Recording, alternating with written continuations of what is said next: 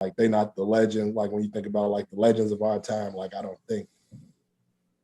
No, I get you. By the way, well, shout out to YouTube. We live. It definitely is one of those things where like, yeah, I'm looking at someone like I said, they've all deserved to have it at some point. Like, I'm not saying none of them won't be when it's their time, but I guess I'm just on the side of like when niggas say like an album's a classic. Like I'm not a big fan of instant classic. I don't care what the fuck it is or who put it out. Like, how many classics you think you gotta have to be a legend? I don't know if I'm putting that. I don't think that's my direct way of putting it. Well, no, I mean, not saying that that's the only thing, but like if you think of somebody that you consider legendary, like if you had to pick one person and you say that's the standard for a legend, so that would mean like it couldn't be Jay-Z because Jay-Z is not. He'd be high end. He wouldn't be the standard. He is like he's on the high end.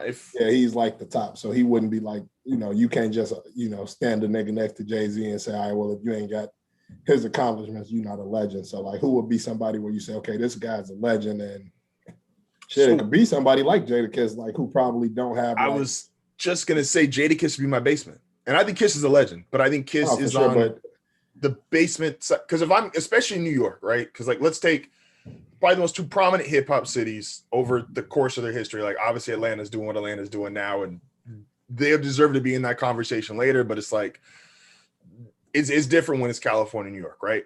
Those are like the two dominant cities. So if I'm going like high end from those cities, I don't know. You saying California? Well, I mean, I guess California, like LA. Back then for sure. Like I mean, yeah, but just the West Coast back then for sure. But I think at this point you got to put Atlanta in it because they've been running it for so long. But for this conversation, we could stick to the LA East and West Coast.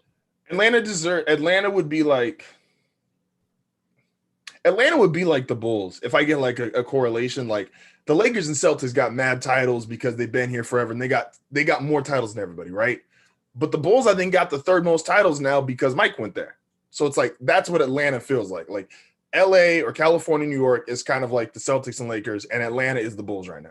Like they have the accolades, they damn near caught up, but it's a shorter time span than the other two. Because like LA and New York, you can trace back to the 70s. Especially New York, you can definitely trace back to the 70s. But if I'm going like to not ramble too long, if I'm going like high-ended standard, and why I think Kiss is great for the basement is like because the high end from New York to me is it's four people, and it's Hove, it's Nas, it's Big, and why am I drawing a blank on my fourth? And DMX. If I'm going like who is the high-end legends from New York City, I'm not counting. Hold on, real quick, bro. Hold on. All right. For those listening, like I'm not including Puff just because I'm talking about strictly rappers at the moment. With they sharp. But when you got, all right, I'm back here. My bad. Yeah, so strictly talking rappers, like I'm not including Puff. So I'm just if I'm doing New York, I'm going the high end it's Hov, Nas, DMX, and Biggie. Kiss is perfect because like as dope as we think Kiss is, I don't even think Kiss as confident as he is probably putting himself with those four guys. There's just a certain level of respect. Those are also like those are guys that are elders to him to a degree. Although age, I guess they're not that far up, but like that have been in the game for that long. The respect is there, the acknowledgement is there. So someone like Kiss, I definitely think fits in that basement of a legend. Yeah, I don't even know. I guess even that'd be kind of tough to say too. Like, I mean, as far as putting him in saying that he is the basement, which I mean, of course, I know we ain't saying that like disrespectfully, of course, but no, not at all. That's just where the state. That's what I'm saying. That's how. Like, it's like the only thing Kiss would really be missing is like the solo, I guess, success. But it's like he done been a part of some of the biggest records. Absolutely, he's a part of history. Been a part of some of the biggest albums. So I guess I guess the only thing would be the solo, the solo side of things, which I mean, even on the solo side of things, he got classic records. No, he's got classic records. Multiple classic records. But even when you talk about classic, like you could say an album's classic, not every album is Blueprint. Not every album is Reasonable Doubt. You could say something's a classic, not every classic is for sure. It's definitely Illmatic and it was it's something can be a classic and not be that. And those four specifically, if you're just talking about New York, you could argue those four put out the 5 best albums to ever come out of New York. And that's why I have them just in a slightly different category. No, for sure. Like Ready to Die, like niggas just ain't dropping Ready to Die anymore. And I'm not even like the biggest Biggie guy. Yeah, but that's just the respect I got for that. But that, so, but it's like, all right, so how do you do that? How like do you new give, guys? No, well, like how do you give him like the legendary claim and say, oh, I can't give you legendary status off of 3 albums? For like, because what Kiss did, why Kiss is a legend. No, I'm not talking about Kiss. I'm talking about like when you were talking about like Cole and Kendrick and all of them, when you saying like you can't give them legendary status off 3 albums, but of course we do it for like Biggie and Pac. And because so it's not just the music that you put out, but it is the impact. And like that's always my thing with Biggie is Biggie's impact is just different.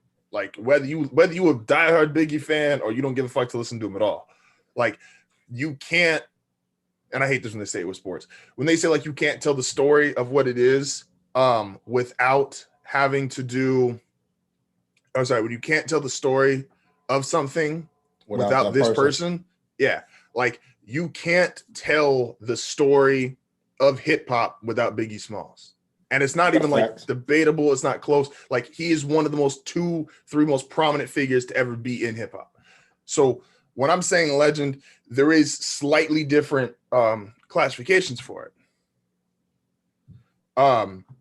And so when you have like Kiss's argument for a legend and Biggie's argument for a legend and Kendrick's argument are all different things to me. Kendrick, I don't say. I mean, even with Kiss, even though like, I mean, he wouldn't be the same tier of legend as like a Biggie and Hov and all of them. He is definitely another nigga you can't tell the story of hip hop without. Absolutely. And that's why. So his argument is like, he's part of the Locks. He's essentially in that if Biggie's wave is the first part of it, right? If that's the first wave of New York, and then Hov, DMX, Nas, Kiss is right there. But even in that, I just don't say he's with those guys. He's like he's just second tier to those guys, but nothing's disrespectful about being like Kiss is one of the top 7-8 guys ever. And I'm not sure I'm putting 7 guys from New York above Kiss, but he probably falls in that range. That's just for everybody to know. It's like, you know, we not going back into like these super old niggas. Like we going off of shit we was around for and shit that we like experienced and listened to. So it's like, we ain't going off of like the KRSs and Big Daddy Kane's and all of that. Yeah, shout out to Big Daddy Kane, shout out to KRS-One, but like that's different. And I put them in a different category. But I feel the same way about them. Like I feel the NBA niggas who played in the 60s. I'm like, I'm not gonna take away what you did. Like you was born when you was born, you did what you did, cool. But like Bob Cousy, you in the Hall of Fame, but I'm putting you in like a different part of the Hall of Fame in my mind. Like I'm not putting you in there with Steph. Like I'm sorry, I'm just not. So shout out to y'all. But that's the moral of the story is like that's where my bar is. You got to be someone like Kiss, where I'm gonna start considering you legendary. And I just don't think Kendrick's done enough. Even if you feel like he's had legendary moments, even if you feel like I think Kendrick has the best album. I think he had the best album of the 2010s.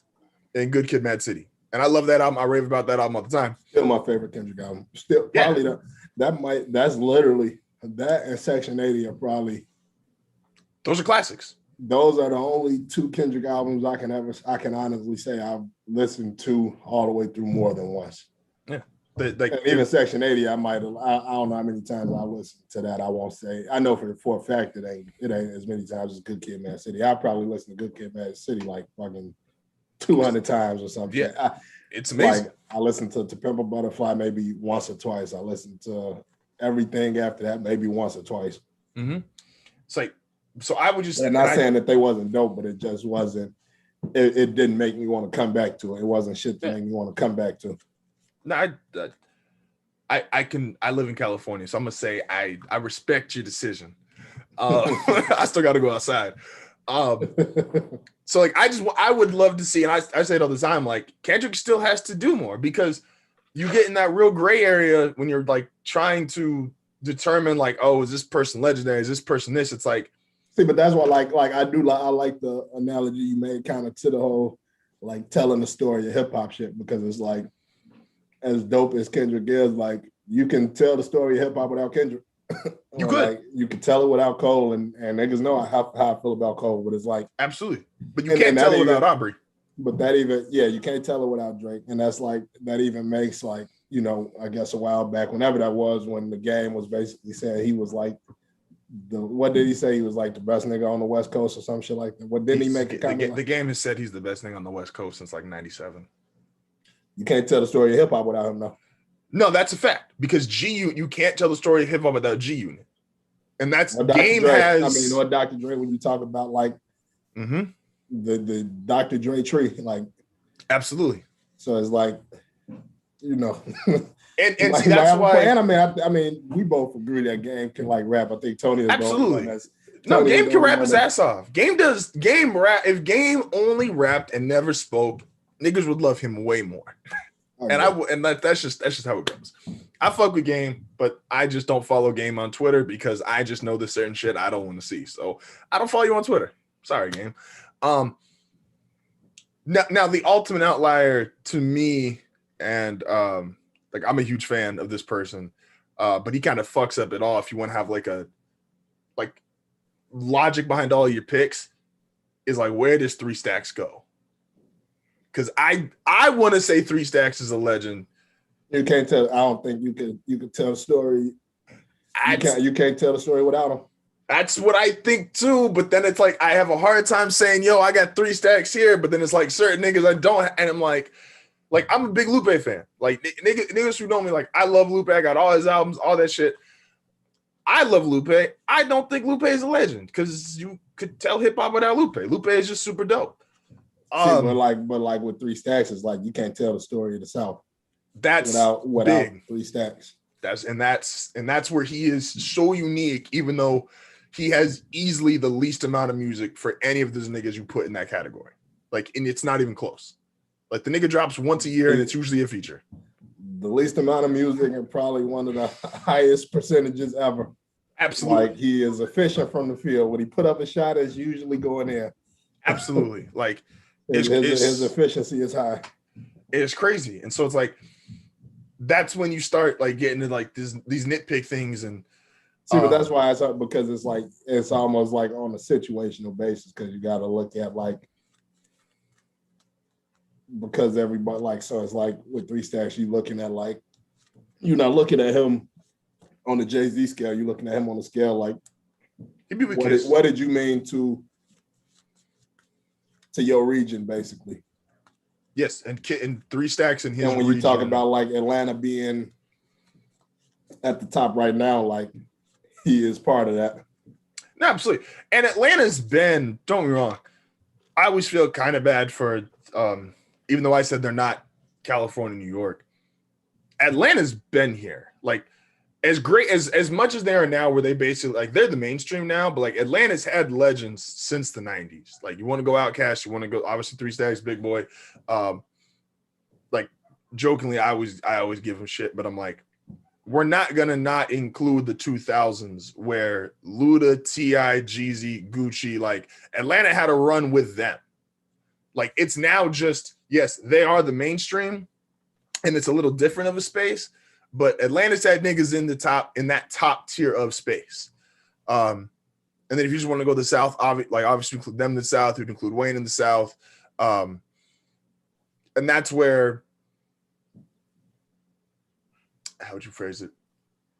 It just gets funny because like we brought up the way people talk about like female rappers is it's basically like you go Lil Kim and then it goes to Nicki. Right. And yeah, if you're telling like the story, quote unquote, of hip hop, those are niggas. Sure, they understand. No, 3 Stacks is amazing. What you say, yeah?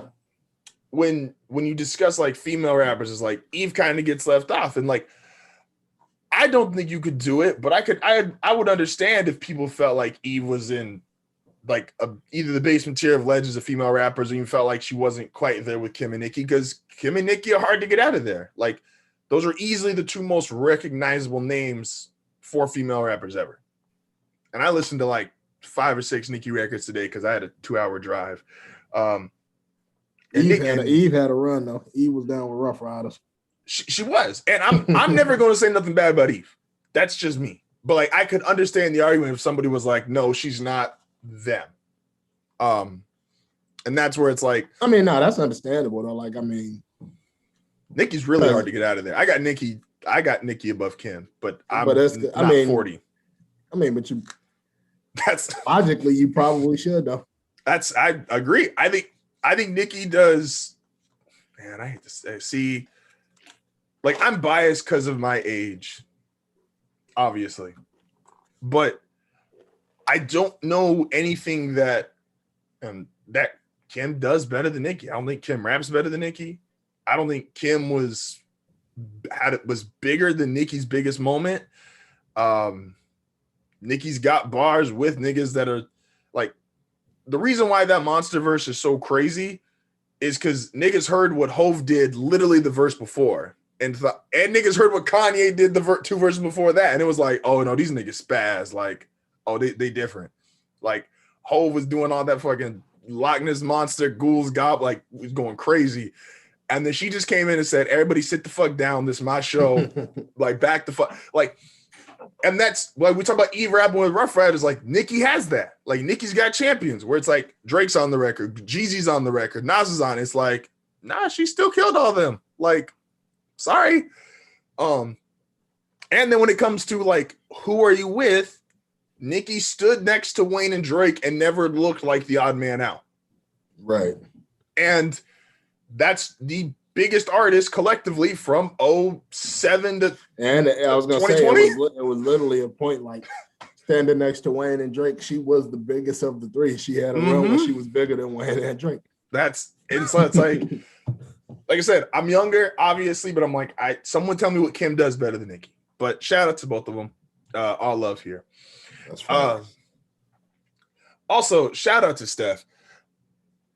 I have no, before we get to Steph, because I asked Tony this on Hard Foul, so I wanted to ask you this too, because I think you're a Philly guy, but we'll find out here in a second.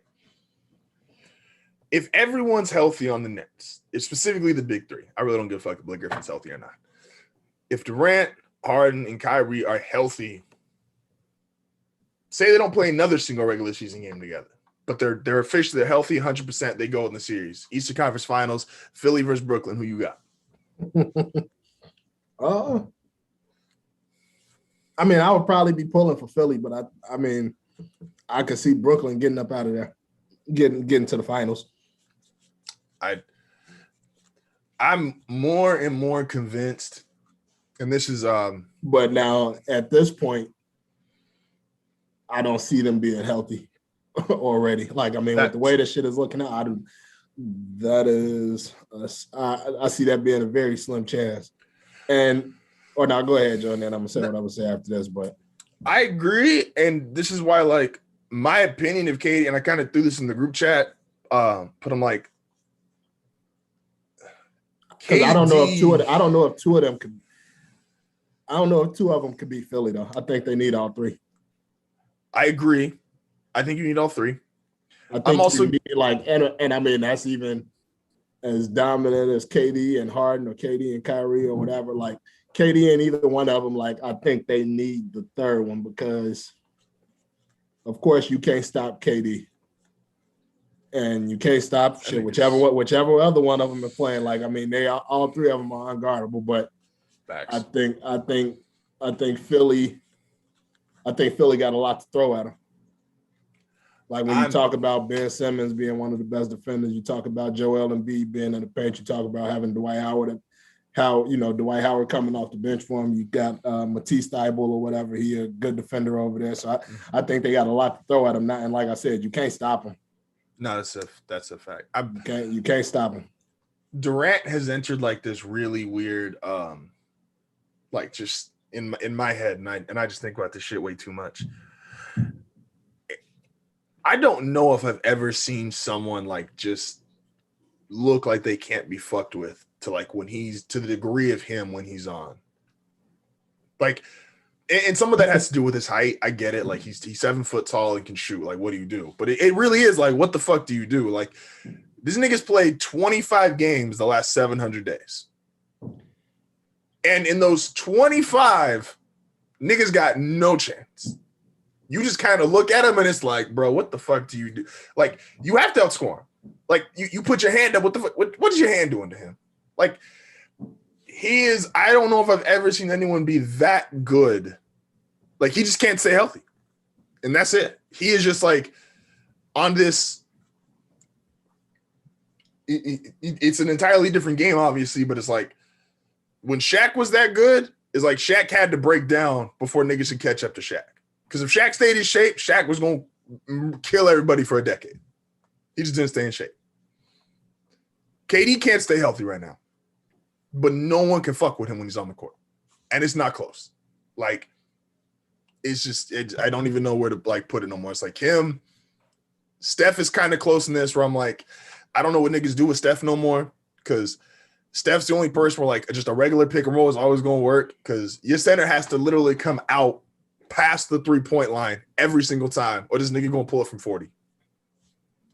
It's literally, it's I don't know. It's tough. Like, I don't know. I'm more interested to see, I guess, for Brooklyn, like see what happens with them health wise. But like, I mean, I don't know though, because I'm like, we know how. I mean, you know, we know what they all do individually, but then we also know how the playoff game changes a little bit. You know, shit slow down a little bit. You got. Can you slow them down though? Like if Kyrie and Kyrie and Harden are healthy, can you slow them down? No, I'm not talking about like them individually, but just the game as a whole. Well, that's what I'm saying, like pace, because you got essentially two guys who can both dictate the pace of the game. Like two guys, like guys that are great, just they get to do what they want because you're going to play at their speed. Like this is why it doesn't matter that Luka's not that fast. He's great enough that you're going to play the game at his speed, which is slow as fuck, and you're going to have to deal with it. What the fuck are they doing? So, but if you have both like Kyrie, Harden, and then like your backup ball handler is Durant, like, what do you do? Like, it's gonna be tough. Like, what do you do? And it's like like I said, Joel Embiid might drop 50. He can score. He can go for 50 and 20 every single game because Blake Griffin's not stopping him. DeAndre Jordan's not stopping him. Whoever the fuck else they're gonna bring off the bench not stopping him. Like, fully understand. Three gonna be more than two every time. Like when you got somebody like KD that can pull up from just about anywhere. You got somebody like James Harden that can shoot from just about anywhere. You got somebody like Kyrie that can shoot from just about anywhere. It's the Diet Warriors, and it's like Joel Embiid will literally he will literally have to whoever they got guard Joel Embiid got to be on attack mode from the go. He got to get them in foul trouble like to start every quarter. Absolutely. Like literally, so whoever it is guarding, because it don't matter who y'all put on, they can't stop them. No, that's a fact. Like so, it's like and they got DeAndre Jordan. He better have 3 fouls in the first quarter, and whoever else he better have 3 fouls in the fourth quarter. And it's like at that point, you know, I mean, the best option for any team would be trying to run those guys off the three. So it's like not even saying that those guys can't do anything else because, of course, they all got mid-range games. They can all get to the bucket at will, but your best hope is going to be, you know, that you got a Joel Embiid and you got a Dwight Howard in the paint that can kind of help protect the paint. But you don't want to let them get hot from outside because as much as I like Steph Curry, they don't have. I don't think Philly has enough shooting to they especially with Ben Simmons being a offensive liability pretty much. I mean, and I won't say that he just can't shoot. Like I won't call him offensive liability because he can play make, he can get to the basket, but yeah, no, he's just his. And I mean, even with him though, he got to put up some points. You know, he got whoever he got. If he got a Kyrie or James Harden guarding him, he got to try to get them in the paint. You 6'10", you got to try to put up some points. No, that's the thing is he should be trying to get like. He need at least 20 a game. Yeah, but again, he need at least 20 a game, and if that's all fucking layups or whatever, hook shots or whatever the fuck you got to do, you need at least 20 in the playoffs. Nah, that's a fact. Like Yeah, no, I just think it's But headed oddly, I toward. mean, even a fully healthy Nets versus a fully healthy Lakers, like in the finals. Oh, I think the Nets win. You said the And Nets? I think the Nets win because I think I call this the Diet Warriors team, and we've seen. I'm not saying now. I don't think the Nets win. Who stops? Like, so what would be the difference in your mind? Could LeBron and AD be that much different than LeBron and Kyrie? Yes. Okay. Yes. I, like could, like I just feel like I feel like LeBron is still the standard. Like, of course. so I feel like Kevin Durant, like when KD was with the Warriors and they did what they did with LeBron, I think that was cool. I think that happened because he was with the Warriors. Like, I think it's gonna be different. I think it's gonna be different. I don't know. I don't see them being able to. I don't see LeBron letting that happen. I see LeBron being able to be too much for them.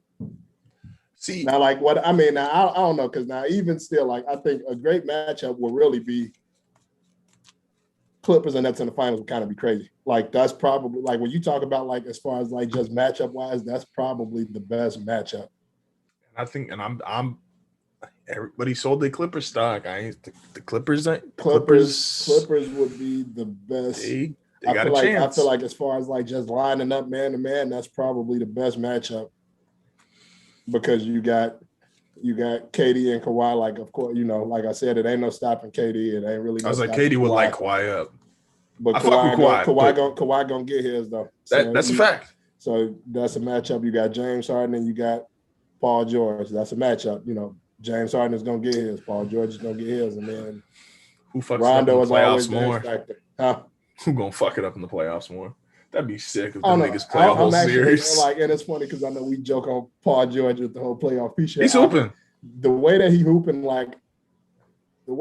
now, it seemed like it got a different feel to. Like it seemed like this might be the year where he kind of get it together. I thought that with OKC. OKC, he was playing like the MVP. There was like a 3-week stretch when he was with that one season. He was with OKC. There's a 3-week stretch where you could have said Paul George was the best player in the league. No, that's what he was playing. Yeah, I mean, but you never know. He might get it together. He might not. But see, I see that being like the best. I see that being kind of like the best like head-to-head matchup if they were to go against each other, the Lakers and the Nets. That'd be fire. That'd be. I think that'd be a pretty good matchup, and I don't even know which way I would lean to that because it's like I'm going Nets all the way if they're healthy. I'm scarred. So do you feel like a great? You feel like a great offense will beat a. I think Kevin Durant. That's it. So you're saying if the Nets and Lakers play, Durant has shown like if all of the things are equal or in his favor, he's the only nigga in the league that could, for a game or for a series, he could do more than LeBron. Or he could be the difference. At what point do you feel like everything was equal? Well, that's the thing. I'd say either equal or above. I'm saying that the Nets team would be a little more equal than the Warriors team. Or the Warriors team, he clearly had more. And that's why even if LeBron was great, LeBron being great, LeBron is, and this is not. Do you feel like it was, well, I guess not. I mean, I guess the question would be, because that year when they went to the finals with OKC, they were young. I mean, you could say, that's a fact. You could say, I don't know if you would call that equal or not, but I mean, you still. No, LeBron had better talent then. Like LeBron had way better, and also like I'm just. More complete talent because I mean at the end of when you talk about James Harden, LeBron got one whack ass Cleveland team in the finals, and they think every year this nigga drags fucking Goran Dragic and fucking Zydrunas Ilgauskas everywhere. Like I keep looking at these like on Instagram. Shaq posts them. and other guys do, it's like, oh, the all LeBron team versus the all Shaq team, or the all LeBron team versus the all Kobe team. It's like the niggas they played with.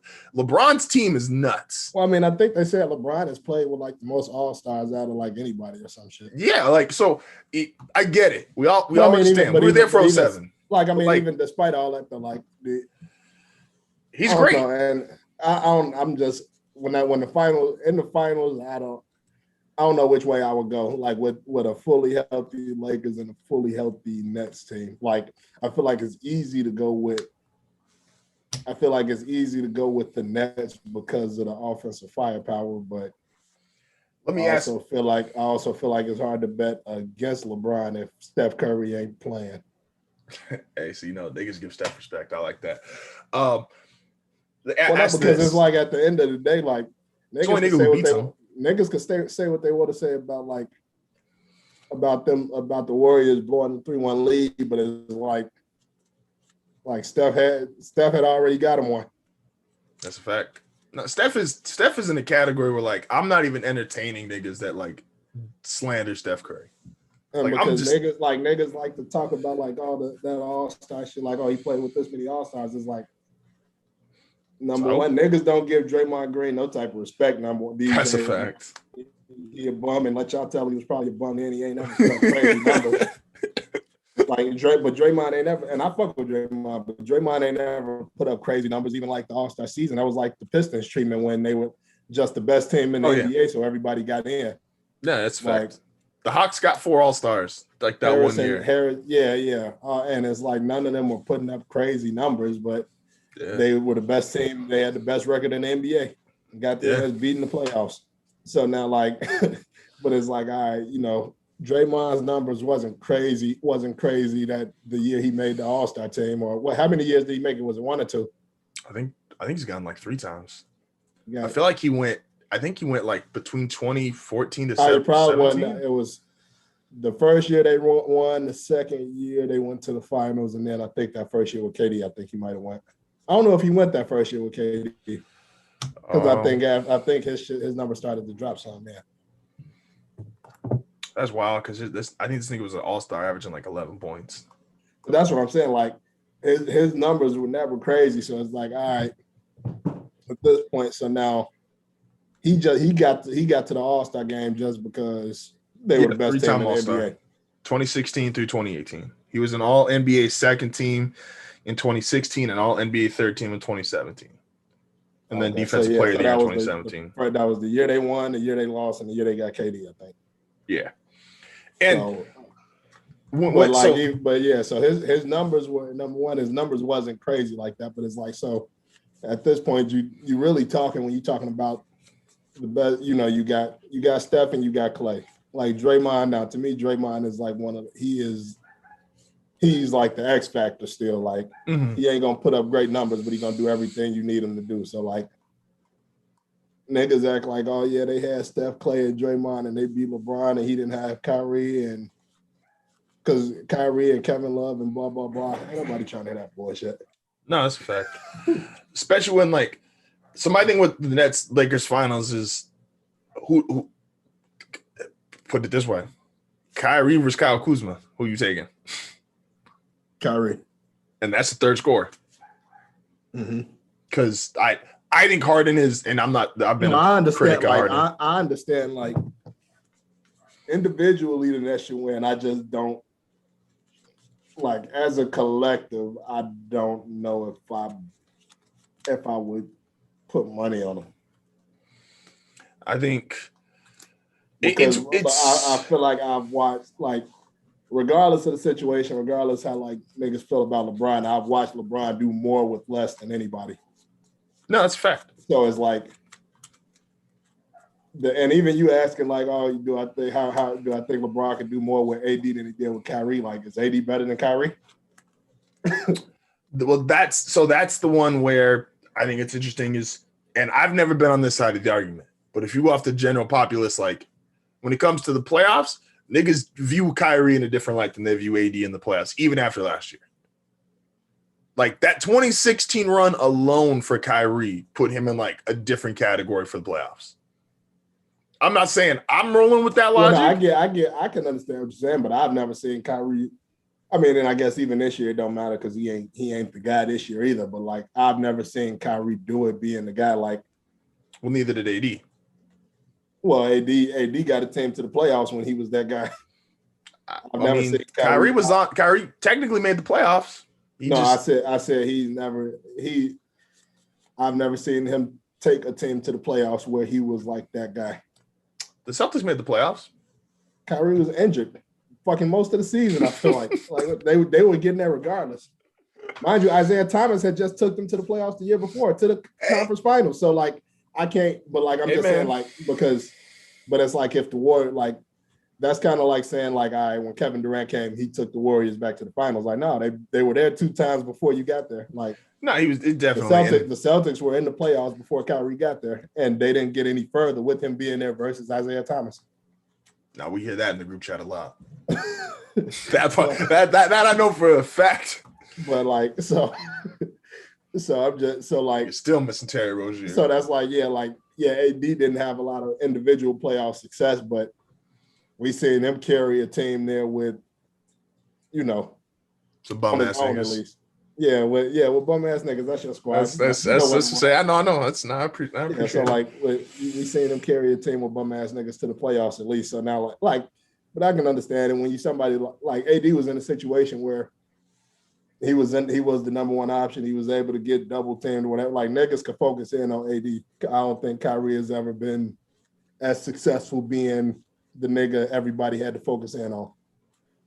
So now I can agree with that. I think with Anthony, but basically the point is AD is better than Kyrie Irving. Like, shout out to Kyrie. Like, I agree too. I think AD is one of the 5 best players in the league when he's healthy. I think injury issues is he's in. Him and Kevin Durant are both. You could argue those are 2 most talented guys in the league, but they both get hurt. See, but that's like, all right, if the finals came around, like, all right, so on paper, Brooklyn is the more talented team. If they both got to the finals and AD got injured and KD got injured, I got LeBron winning. Oh, if it's against Kyrie, oh yes, I do. No, I got LeBron winning too. But that's how highly I think of KD. Any one of the other, like, if it was KD and if Harden was injured and KD and Kyrie played, I got LeBron and AD. So but are we? So is AD healthy though? So if it's AD and LeBron are both healthy, and then KD and Kyrie, and like AD and LeBron are both healthy. Yeah, if it's a 2-on-2, they win. But that's the thing; it's not a 2-on-2. Now it's like that's where the Nets. Correct. That's right. But it could be for the Lakers too, because AD's played what? And I guess who do you feel? So like, all right, when you get past the superstar talent, who do you feel have better role players? Because despite the Warriors having that star power with Kyrie, Steph, Clay, KD, or whatever, they had. As I would say, Draymond. But even if you count Draymond, it's like, all right, you look at the role players they had, like, they wouldn't. I won't say they had like a list of great role players, but you had like the Sean Livingstons, you had the Andre Iguodala's that came in and did what they were supposed to do. So now, I guess Brooklyn needs an Iguodala because Iguodala in basketball, I especially feel like it when someone knows it's like I just need to get this and I'm cool. Like, that's a much easier role to give to a role player. And because Iguodala was able to be like that 4th guy on a given night primarily, so take out when they had KD, he became the 5th guy. But when he got to be like that 4th or 5th guy, and niggas know he was doing a little bit of everything, and then the dudes coming in behind him are like, I just got to make, like Quinn Cook, it's like, I just got to make a couple of shots. Or if you're Sean Livingston, cool, I just got to, hold down the court defensive for like 10 minutes while Steph on the bench. Iguodala was so valuable during that run, whether he was putting up numbers or not, just because he was active and doing a little bit of everything. The Nets don't have that guy technically on paper. I think Blake could be. If Blake gets to be the 4th guy and Blake just comes in and he gets you 7-8 points, 5-6 rebounds, and he's active and he's doing that kind of shit, then it completely changes it. Because then him being their Iguodala, I think then I'm putting it like convincingly beating the Lakers if everybody's healthy. So you feel like the Nets have better role players? If Blake Griffin is Iguodala-like, then I think the Nets have better role players. Now, the Lakers probably have better role players overall, but no one really knows what their role is, at least what it feels like. See, but I guess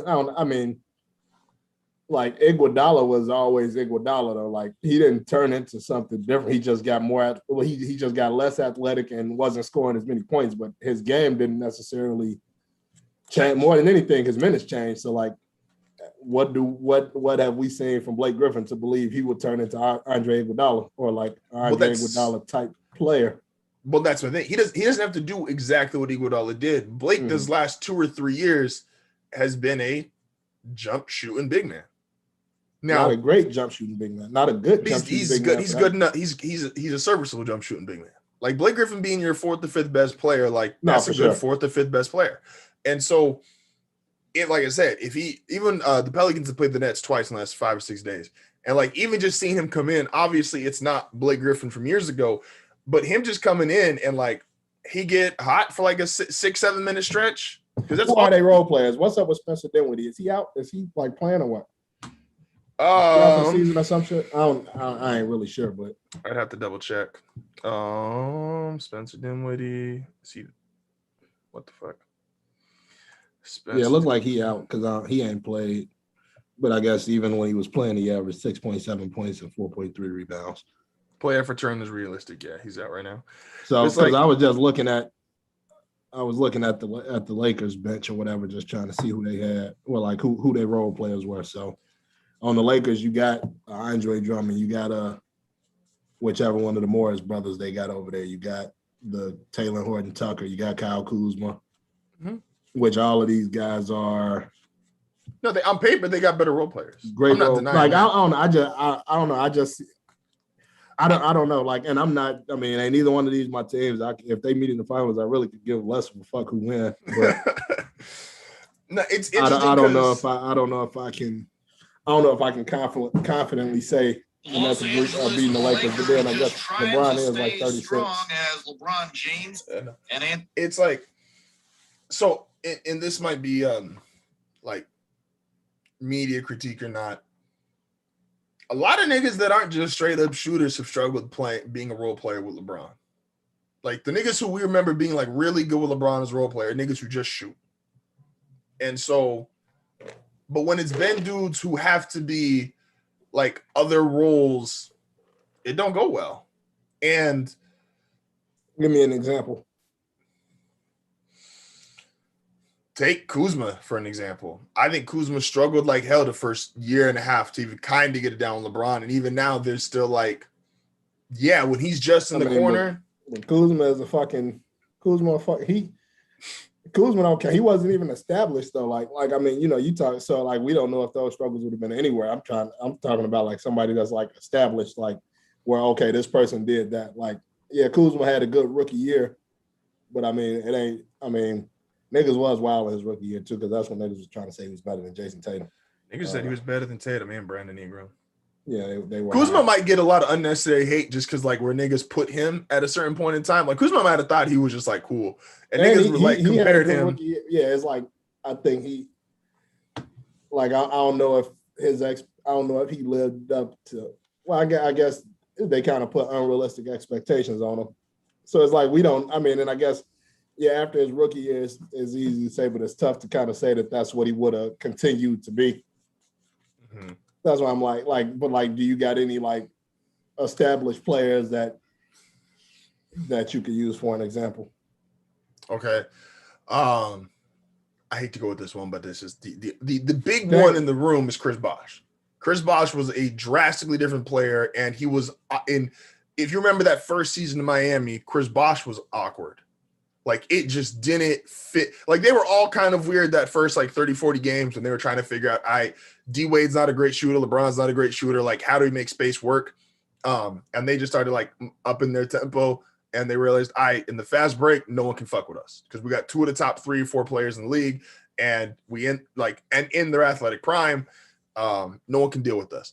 But Chris was always kind of awkward there with them. Excuse me. Why am I blanking on the name? Like I got faces in my head right now, but I'm like blanking on niggas' names. I'll even go on the other side of it though, where it's like the notable role players for LeBron. It's like you go Mike Miller, Shane Battier, Ray Allen. And all these are guys that we feel like weren't they for sales. No, these are guys I feel like that they were better adapted to being a LeBron James role player because they were just like jump the shooters. Mm-hmm. Yeah. And there's nothing wrong with that. Like if you play with Tim Duncan, you're better off being a shooter than you are being like a nigga who needs the ball in the paint and you need time to make like a post move. Like you're not going to get that much time if Tim Duncan's on your team. That's just how it goes. So there's nothing wrong with it. These are just the kind of guys who excel. So if you're someone like Kuzma, who's not a great standalone shooter, you need a dribble. You need to be able to break down someone on. I don't think Kuzma's a scrub. He just like Marc Gasol was awkward this year. Like Marc Gasol lost all his minutes, and Marc Gasol, I don't think Marc Gasol can't play anymore. He was an awkward fit. Yeah, I mean, and he was kind of. I mean, Marc Gasol was kind of like on the downside. I think too. Like I don't think his. I don't. He definitely that last year that he had in Toronto or whatever wasn't the best. I mean, he had a good year that year. They won the title. Mm-hmm. But it's just certain. I mean, people, you could be right though. Certain people just are, and like I said, it's a matter of like the game that you play. Like even on lesser levels, like if you don't want to take like great players, fine. Like there's moments where like Zion and Steven Adams both start, right? Here's just a simple example. Yeah, there's times where it's kind of awkward because like Zion gets the ball and it's like a real good thing. Like he's fast, stronger than like 99% of these niggas, and is really good at the rim. Because Steven Adams walks his ass about 5 steps outside of the paint, and no one respects the Steven Adams jump shot. Niggas like, yo, pass him the ball. Like you're not even guarding Steven Adams if he's not right at the rim. So it's like, yeah, it's kind of awkward sometimes. And they're like, yo, why he keep getting double teamed? Because you put Steven Adams' big ass on the court with him. So that's just a style of play thing. It's not even necessarily like how great are you thing. Right. That's why someone like Steph is so incredible, because anybody could play with Steph because you can be anywhere on the court and it's gonna work. I mean, that's good, and that's because Steph ain't like ball dominant either. Absolutely. Like I even say like Dame, like anyone could damn near work with Dame. Now you don't get as much shots with Dame, I feel like, because Dame does dribble the ball more than Steph, but like Steph will literally, and Steph's been a little more ball dominant, but like Steph is this is not your 2016 Warriors. That's a fact. Like I was watching a Warriors game the other day and I was like, because in my head, I've just been around for the last 5-6 years. So the Warriors, when I say the Warriors, I think of like a certain standard. And then I really watched one of the games. I'm like, yo, like there is like actually like mad scrubs on the court right now. Like what the fuck is Steph doing with these niggas? Like, and Wiseman's out, and it's like Wiseman's out, Clay's out, Draymond is definitely not like, Draymond no more. Like this nigga still dropping 40.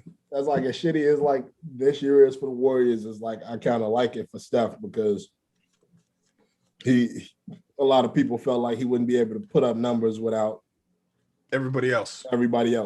Yeah. And he putting up numbers, still great percentages. Absolutely. He's him, and I'm kind of biased, obviously the other one, but like I sound like a hard fought radio. It's like him and Zion are right now the only two guys I think I care to watch in the regular season, because their regular season games just like they're more exciting to watch. Like I don't ever get tired of seeing Steph drop 30 on niggas. I don't get, and obviously Zion's a lot newer, I don't get tired of seeing what Zion's doing. And that is impressive in its own right, because like I think KD's amazing.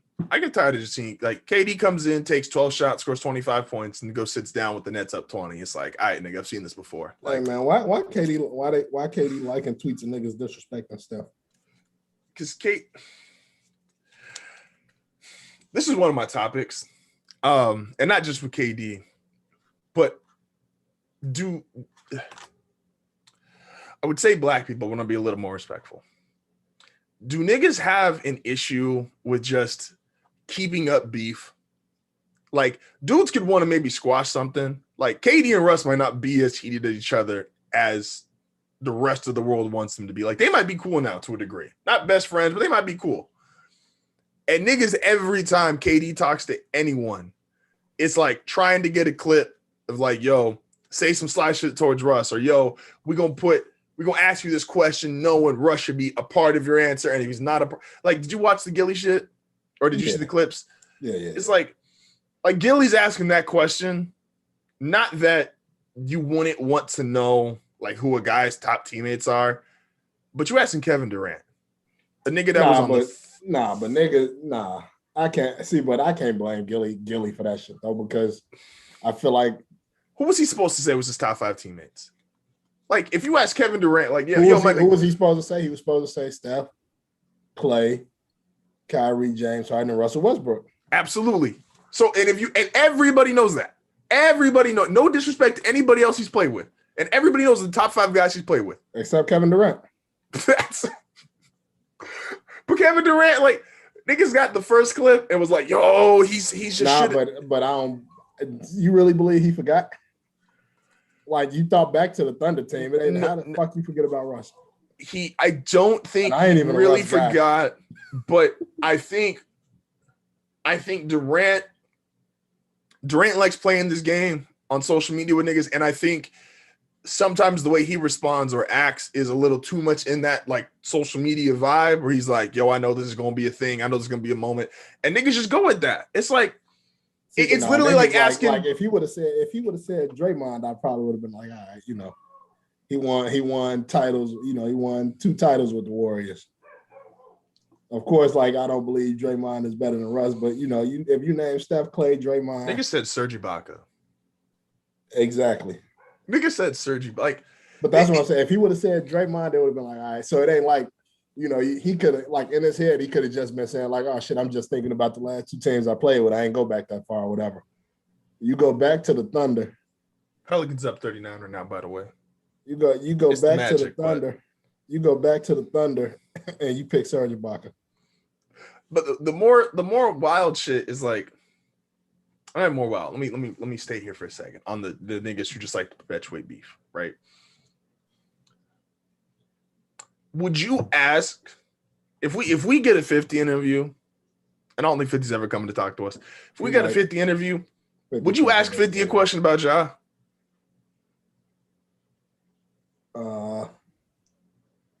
Like you personally, like would you like fuck if we like can't like if we had a meeting or whatever, it's like we all want to ask this, like would you personally want to ask 50 Cent a question about Ja Rule? That's like me saying like, all right, what's your top 5 niggas you dissed? Top 5 niggas like you beef with. Not even top, because it's like that'll be different because of course I ain't gonna put John as top 5, but that's like what's your top 5 favorite beefs? John go be in the top 5 favorite beefs. It's just like it's just asking certain questions to certain people of like if you know. See, but I feel like it'd be different if like niggas felt like they were still beefing. Like, but niggas think they still beefing. Niggas think Kevin Durant and Russ think they still beefing. No, mind you, like is videos of them like fucking laughing on the court together, like absolutely laughing out. So it's like niggas probably think they still beefing now because Kevin, like every chance Kevin Durant get it, every chance he he do some shady shit to us, bro. Or shit, even the shit he did the shady shit to Steph too, though, because like I think it was some shit on Twitter where he tweeted out like, "Oh, that's a crazy shot." Steph had a circus shot, and then niggas said like, I think everybody was like commenting about Steph shot, and he retweeted and put that. Oh, he was talking about Kemba.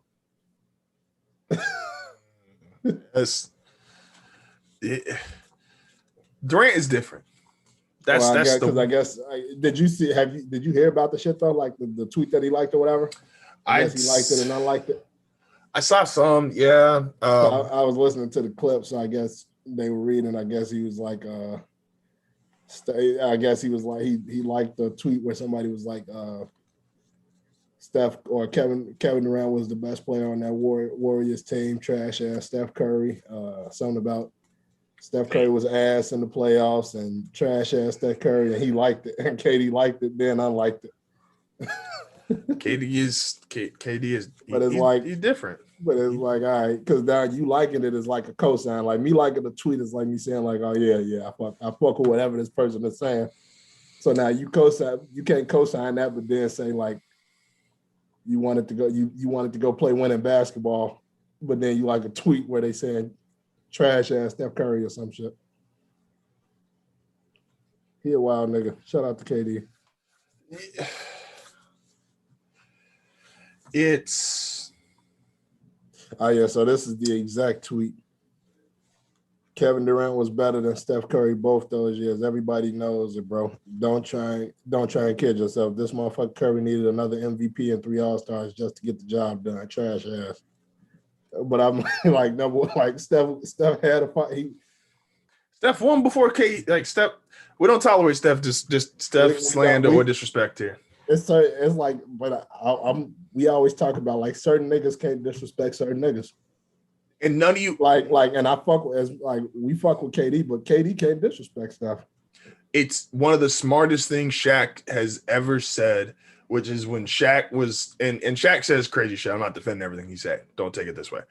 But when Shaq criticizes niggas and the niggas get sensitive or niggas don't like it and they respond, Shaq's response is, if you not LeBron or you not Steph, you ain't done what I did. You can't talk to me that way. Like, you weren't out here when I was killing everybody for 30 a game and getting 3 straight. No, but that's real, because it's like, as great a player as Kevin Durant is, and like, yeah, you could think he's better than Steph Curry, but it's like, he ain't changed the game like Steph did. He ain't won a title. Kevin Durant has not won an NBA title without Steph Curry. Steph Curry can say he's won a title without Kevin Durant. To come full story, to come like all the way around the beginning of it, Steph Curry's a legend. Kevin Durant ain't a legend yet. Kevin Durant's a great player. Like, you could say he's the greatest scorer ever. I won't argue with you. But Steph Curry, or even if you like, it's different in basketball, because once you hit like certain milestones, the niggas just put you in a certain category, whereas like hip hop and music, you can't necessarily be in all of those categories. Steph, when you telling the story of the NBA, Steph's chapter is about this big. If you saying Kevin Durant gets a chapter, Kevin Durant's chapter is like 2 pages. And you can't, and it's like, it's different. Like, yeah, like, it don't matter how you feel about who a better player. Like, KD can't disrespect Steph Curry. I've said Steph for the Curry, last, he has done shit that like no one else has. First unanimous MVP ever. Facts. 400 threes. Was it 400? He's done 400 like several times. Was it? The nigga has 4 games. I think it's 5 now. For sure 4. Threes. 5 with 10 plus threes or something. 5 with 10 plus threes in the last 10 days. Yeah. Nigga, the only player to ever do that in their career is Clay. His whole career. Steph just did that shit in a week and a half. See, but that's why I was like, regardless of like how you feel about any player, like, okay, who you put in your top 5, like, you could feel like James Harden is a better player than Curry. You could feel like niggas might feel like, oh, Kyrie better than Curry. Like, they ain't showing me shit to feel that I don't watch Steph do shit that they ain't did. I don't watch Steph be the best player on the team and take them to the finals. Absolutely. I don't watch. And it's like certain niggas, like when Steph Curry is the nigga that stopped you from eating in the playoffs, you shouldn't be like James Harden. You can't have KD. You can't say shit to Steph. James Harden, he didn't literally stop y'all niggas from eating in the playoffs. If a nigga stop you from eating in the playoffs, you can't disrespect him. Jamal Crawford famously says, "I'm not respecting no top 5 list without Kobe. And I'm not respecting no top 5 list current players without Steph. And I'm not respecting no top 10 list ever without Steph." No, like, that's he's just in a different, I don't even really want to. So I watched, I don't know if you've ever seen Pat McAfee show. Mm-hmm. Yeah. So he said something that was kind of funny once in regards to Skip. And he was like, man, everybody knows like Skip's full of some bullshit, but like sometimes you just got to admire the way like a nigga just really turns off his morals and ethics and just lies into a camera. And of course, then I think it was Wednesday or Thursday, this nigga Skip looked right into the camera and was like, you know what? I would take Bill Walton over Steph. And I'm like, fam, do you know how much like Skip will take Stephen A over fucking Steph. I'm like, to what? Like, when are you like looking at your director? Like, I get it. It's all a show. They trying to do whatever, blah, blah. But like, at what point do you look at the director and be like, nah, dog, I'm not saying that bullshit.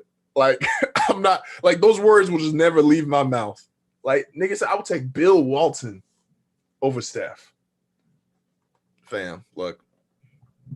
Steph top 10 all time. Steph's a legend. Niggas always want to go to like the playoffs, like, oh, you know, they say, oh, he don't do this in the playoffs or he don't do that in the playoffs. I'm like, my nigga, look at his playoff numbers.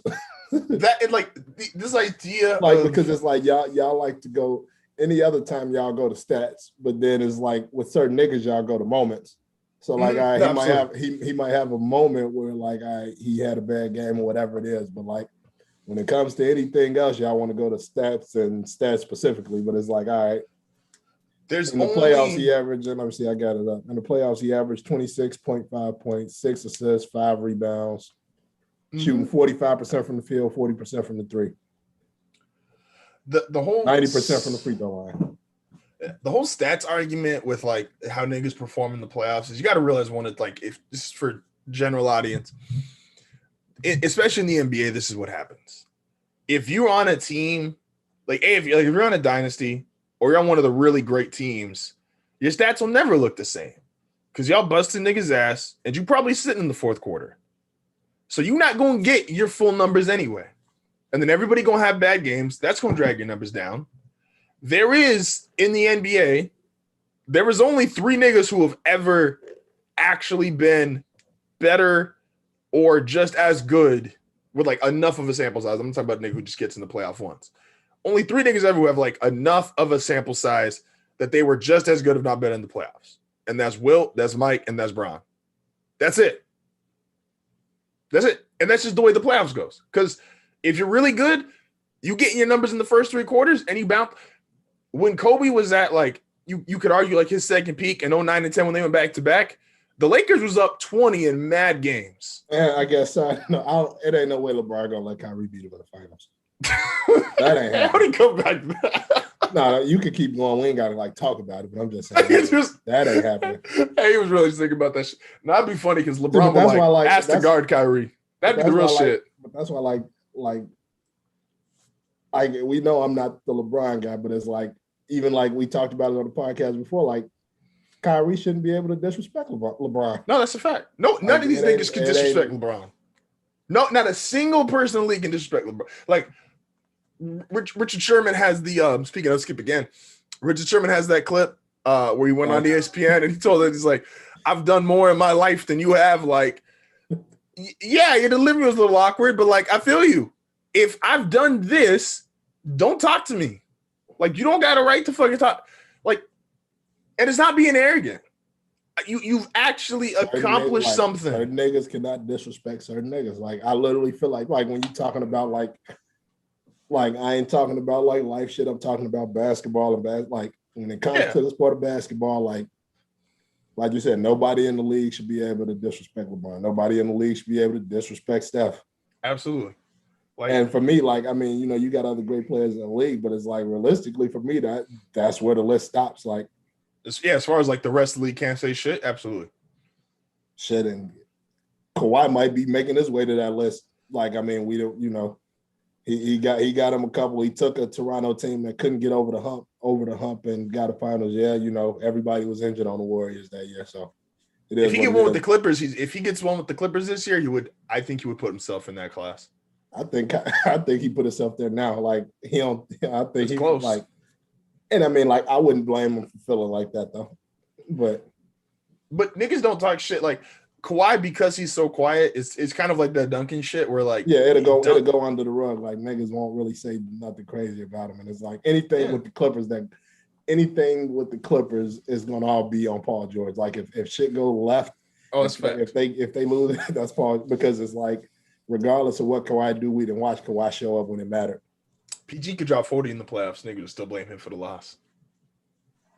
Especially if it's 40 on 40 shots, but it's like, niggas that, but it's literally because like we didn't watch Kawhi. Kawhi has showed up. Like, we didn't watch Kawhi show up when it mattered. So it's like he didn't do what he needed to do. Like, He And didn't Kawhi, you submitted bugging himself if you in let last Paul year. George take 40 shots. I don't give a fuck if you like calm or mild mannered. If you let this nigga get up 40 shots in the game, you bugging. Unless this nigga is literally 40 for 40, then Yeah, fine. so. I don't know. No, it's there's in anything you do, like I think there should always be some degree of respect where it's like to the point of like who shouldn't be allowed to talk about who. Like that's what I think is whack. Like when you go to hip hop and like niggas diss up, like why are you dissing up? Like you don't you haven't earned the right to go at certain people. Like what the fuck are you doing? And whether you think that you are actually better than that person or not, like I said, a big Lupe guy. Lupe does this, but Lupe does it in at least a somewhat competitive sense, which Lupe is very adamant about telling niggas, you, me, one beat, let's go. Like just do a freestyle, like I'll kill you. But it's not the way he does it is like, hey, respectfully, I think I'm better than you. Let's prove it. Not just, hey, yo, you trash, you ass, fuck you, I'm better than you, suck my dick, blah, blah, blah. And now Lupe's got enough of a catalog where there's niggas who can't talk to him, in my opinion. I don't know if the world sees it like we that. ain't tolerating no Steph slander, man. Absolutely. Especially because if Steph got a better career than your favorite player, you can't say shit about Steph, man. If Steph dropped your favorite player on his ass twice in the same game. Shout out to Chris Paul, man. He's doing his thing. I love Chris. Like that's another nigga who like a lot of people should not be able to say shit about. And like I'm so sick and tired. I'm so like I was just listening to fucking Skip and Shannon say they'll take Rondo over Chris Paul. Like, see it, niggas bugging. Like and Rondo's got moments. Rondo's had a good career. Heavy, you know, but it's like, come on now, like y'all kind of wilding now. Like it's just because y'all they saying like, oh, because Rondo elevated in the playoffs. Like my nigga, Chris Paul is Chris Paul in the playoffs. Like absolutely. Chris Paul just ain't never had a team good enough to go far, but he ain't like one of them niggas that all of a sudden when the playoffs come, he's shrinking the playoffs, and I think Chris Paul is still Chris Paul. That's a fact. It ain't no disrespect to Rondo because like I fuck with Rondo heavy. Yeah, and I fuck with Rondo too, but Rondo it's like and Chris Paul. That's niggas like the general rule of the NBA is like, at least currently, niggas shouldn't be able to talk about the Banana Boat crew, and niggas shouldn't be able to talk about Steph. And that's just, and I think it's more of like a media thing because like the media will talk about certain people, but like even players like as Melo's come back like this last year and a half, like niggas give Melo mad respect as they should. And that's knowing like, all right, this ain't Melo from 2009. That's not Melo from 2013, but it's like, that's still Melo. Like, did you see the shit he did last Monday or Tuesday where the nigga went like, movie hit? Yeah, I was like, yeah, that shit, like you can't teach another player to just like, yo, just go do this real quick. Like crossover, 3 dribbles, get to your spot, shimmy, fade away, like in the corner, like, my nigga, that's Melo, one of the best ever when you talk about just getting to your spot. Whatever your spot is, like when you talk about somebody that's going to always get there no matter, like he is one, and like we didn't watch him do it against the best, like some of the best. Absolutely. And like to this point, like still doing it, like being able to get to whatever his spot is, like he can get that mid-range spot, he can get there whenever. No, that's like a and I feel like it's jaded right now just because of the way like niggas shoot threes, but I'm like, and I think Portland is like they dangerous. I just don't think they can beat the Lakers. I don't think they can beat the Lakers. I don't know if I like how they use Melo this season, man. I think they trying to preach this whole defense shit when they don't play defense as a team. Like y'all niggas giving Derrick Jones Jr. bum ass these minutes. Like shout out to Melo, man. Oh yeah, it's but like the way niggas shoot threes is hard for me to say. Like I don't consider it is a weird statement, but like I don't consider Steph a great scorer. He's just that great of a shooter where it's like niggas gonna get points. So when like you talk about like the conversation of like Durant versus other great scorers, I'm like, I don't think Durant gets to his spot and he's deserved to be into the conversation. But like Durant don't get to his spots like Melo did. Durant don't get to his spots like Kobe did. Durant don't get to his spots like Mike did. And yeah, I'm throwing out like all timers because that's the conversation Durant's supposed to be in. But I'm like, part of Durant's greatness is the nigga he opened from 35. Like Mike wasn't open from 35. Kobe wasn't open for 35. Melo wasn't open for 35. So it's like, I get why you great, but scoring is like, there's so much. Like I got Hakeem in one of my like top all-time scorers. And Hakeem only scored from one area. He was just so nice with it from that area. It's like, yeah, they ain't like 5 niggas scoring better than Hakeem Olajuwon. I got somebody standing here telling me it's time to wrap it up. That's fair. That's understandable. I think I have one last thing real quick. If I gotta think about it, we'll get to it next week. Next week we should have everyone back. Tony back from his, rich island school experience. Niggas got money. Don't forget, as always. Oh, we also got I'll do that in the intros. Don't forget, as always, at I Talk About 9080, at WillBell_MVO, at _HFN. Look out for not only obviously RealBig3, Hardfoul Radio, A&M, 90 Feet, and the first episode of the JNS podcast dropping on Saturday. My cat about to fall in his shit. JNS, what's that? That's me and I got my girl to finally do a podcast with me. Oh man. So our first episode is what's your boy who was just on Joe shit? Oh, Kevin saying, oh man, y'all need to bring me on. I need to be on that episode. I had her watch the video. No, bring me in. I need to be in. And we already recorded it. That's the thing. But I'm definitely trying to get because something I'm trying to do with that one is I'm trying to get like other couples to guest on that shit. Because my girl and I already talked, but a lot of the shit we already agree on, I've already had conversations on. It's like I really want to get like other people's input as well. So ask your girl what time works for her. Get either during nap time or get someone to babysit your daughter, and we'll have a blast of conversation. It was dope. We just drank, smoked some hookah, just had a great old time, and Kevin Samuels pissed her off. That shit was dangerous for like 30 minutes. When y'all send me the episode, man. I gotta listen to it before you release it. I'll definitely send it to you. I'm editing up somewhat to should have it done editing tomorrow morning, but definitely working on more tonight. I listened to Kevin Samuels and I was like, dog spitting. Hey man, look, it was dangerous. That's all I'm gonna say. Yeah, we'll talk about it. Hey man, but we're gonna catch y'all next week. Have a good one.